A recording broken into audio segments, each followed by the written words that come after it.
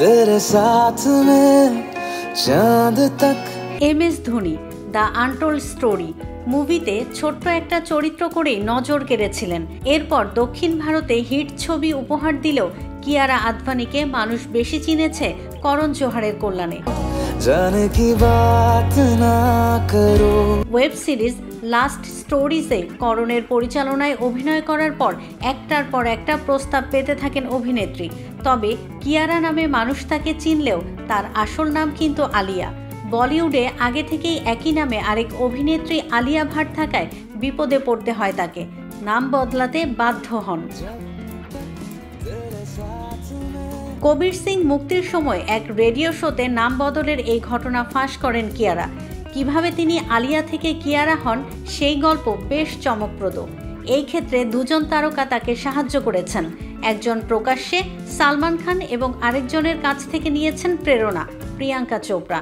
কিয়ারা বলেছেন নাম বদলের পরামর্শ তাকে দিয়েছিলেন সালমান খান। যেহেতু আলিয়া নামে একজন অলরেডি আছেন, সালমান পরামর্শ দিলেও কিয়ারা নামটা কিন্তু তিনি নিজেই পছন্দ করেছিলেন।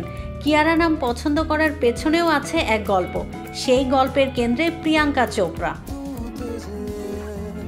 2010 সালে মুক্তি পেয়েছিল প্রিয়াঙ্কা অভিনীত ছবি আনজানা আনজানি। দেখে মুগ্ধ হয়েছিলেন 15 বছর বয়সী এক কিশোরী। তবে অভিনয়, ছবির গল্পের চেয়ে মেয়েটির কাছে সবচেয়ে ভালো লেগেছিল প্রিয়াঙ্কার চরিত্রের নাম কিয়ারা। এই নামের প্রতি ভালো লাগা এতটাই ছিল যে তখনই ঠিক করেন নিজের মেয়ে হলে এই নাম রাখবেন। তখন কি আর জানতেন বছর 4 পর তার নিজের নামই হবে কিয়ারা? সেদিনের সেই 15 বছরের কিশোরী আজকের কিয়ারা আদভানি। অভিনেত্রী বলেছেন প্রিয়াঙ্কা নিজেকে আনজানা আনজানিতে পরিচয় করিয়ে দেয় হাই আমি কিয়ারা বলে। এটা শুনতে দারুণ লাগতো। কিয়ারা নামটার প্রেমে পড়ে যান, তাই নিজের যখন নাম বদলের দরকার হলো এ নামটাই বেছে নিলেন। তবে অভিনেত্রীর নাম পছন্দ মোটেও বিফলে যায়নি। কিয়ারা নামটা মানুষ ভালোই পছন্দ করেছে, এতটাই যে বাড়িতে অভিনেত্রীর মা বাবাও তাকে এখন এই নামেই ডাকেন।